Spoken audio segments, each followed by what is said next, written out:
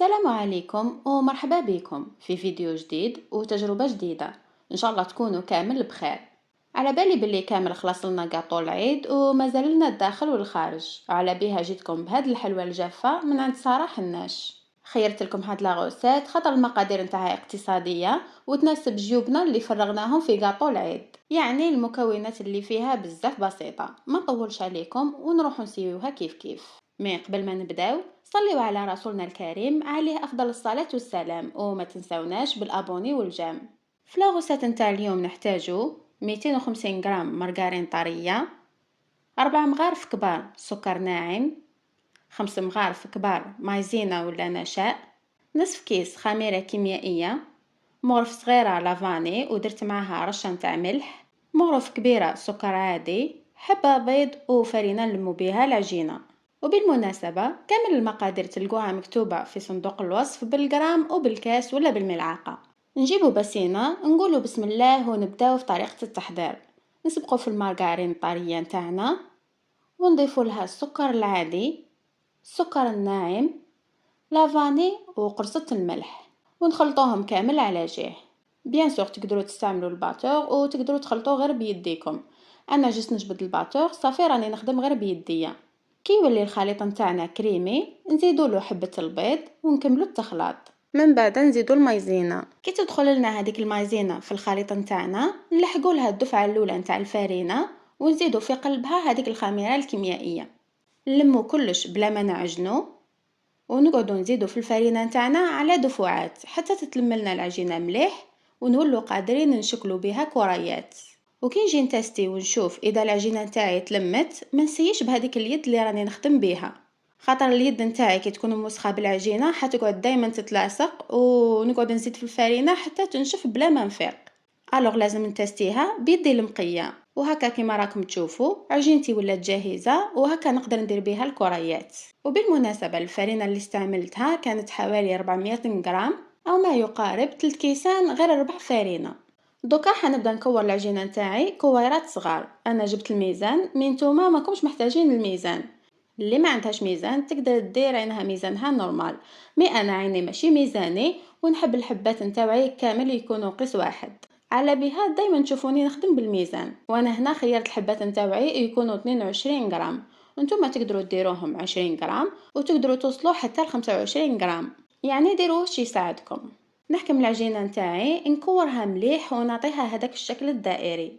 من بعد نطبزها شويه بيدي، شويه ماشي بزاف، يعني نخلي الارتفاع نتاعها شويه عالي. نحطها في سنيوه بجيه ونكمل نكورهم حبه بحبه حتى تتعمر سنيوه نتاعي. دوكا لازم عليا نثقبها في الوسط. انا استعملت هذا اللي يخدموا به عجينه السكر، ما على باليش واش اسمهم.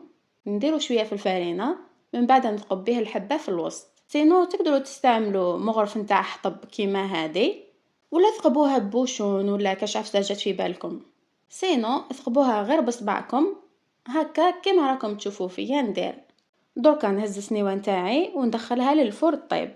وشنو كي تعود الطيب لازم نوقف عليها، خاطر في وسط الطياب هذيك الحفره نتاعنا حتتنفخ وتقريبا تتسكر كامل. صافي لازم عليا نعاود نثقبها من دار وجديد هكا باش نحافظوا على الشكل نتاعها. نتوما ماشي لازم عليكم تخرجوا سنيوه كامل، انا خرجتها على جالكم باش تشوفوها. يعني تقدروا تفتحوا الباب غير بالعقل وتثقبوها وهي لداخل. وشنو لازم تخفوا يديكم في الخدمه باش تكملوها ليه وتعاودوا ترجعوها. وهذه هي مور ما خرجتها من الفور وقطعت لي 46 حبه. غير طابت من التحت شعلت لها من الفوق وما خليتهاش تحمر، غير بدات تصفر شويه خرجتها وهكا تكون طابت بيان وحتقعد لنا طاريه. وبالنسبه للتزيين انا حنعمر هذوك الثقابين تاوعي بالكابريس، نتوما تقدروا تعمروهم بالمعجون ولا بالطوفيه ولا حتى بالشيكولا، يعني كاين بزاف خيارات. مي قبل ما نعمرهم جبت شويه سكر ناعم ورشيته على هذوك الحبات من الفوق. وهذيك الكابريس نتاعي درتها في بوشات وبديت نعمر فيها هذوك الثقابي كامل. تقدروا تستغناو على لابوشات وتعمروها غير بالمغرف. دوكا اذا حبيتوا تخلوها بهذا الشكل تقدروا تخلوها نورمال، واذا حبيتوا تقدروا تزيدوا لها هذاك الفو بيستاش من الفوق باش تتحصلوا على هذه النتيجه الرائعه. ودركا مادام كملنا خدمتنا جا وقت نعطيكم رايي فيها ونقول لكم وصفه ناجحه بامتياز، يعني فيها كامل واش نحوسوا. وصفة اقتصادية وتساعد في الجيب، ما فيهاش مكونات بزاف، وسهلة يقدر أي واحد يديرها. لا بغى طفلة صغيرة مازالها غير تتعلم حتنجح فيها بإذن الله. اون بليس ما تشدش كامل اليد وتقدري تكمليها في وقفة. بلا ما ننساو البنة، يعني جات مرملة وطرية او مامطون دوب في الفم. البنة نتاعها جاية بين المعمول وبين الغريبية، ليسونسيال جات بزاف بنينة. وفي الحلاوة ماشي حلوة على بها وتا هذاك الكابريس اللي يجي يتجعد من الداخل. يعني هايلة، جربوها وبإذن الله ما تندموش. وفي الاخر ما ليا غير نقول لكم شهيتكم في الجنة ان شاء الله. واذا عجبتكم لا فيديو ما تنساوناش بالابوني والجام وفعلوا الجرس باش كل ما نجربوا حاجة جديدة تقدروا تشوفوها. واذا حبيتونا نجربوا لكم كاش غوسات خليوها لنا في لي كومونتير. وسلام.